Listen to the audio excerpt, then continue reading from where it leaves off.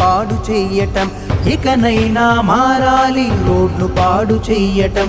పిల్లలైన పెద్దలైన కాల్వగట్ల కొద్దని, పరిసరాలు అశుభ్రత చేసేది వద్దని, పరిసరాలు అశుభ్రత చేసేది వద్దని.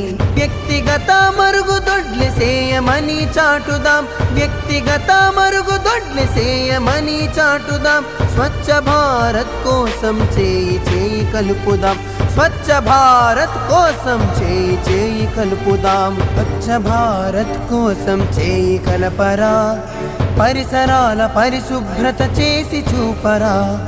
ఒక్క నీటి బొట్టు ఒడిసి పట్టరా, ఇంకుడు గుంతలు త్రవ్వి బాట చూపరా.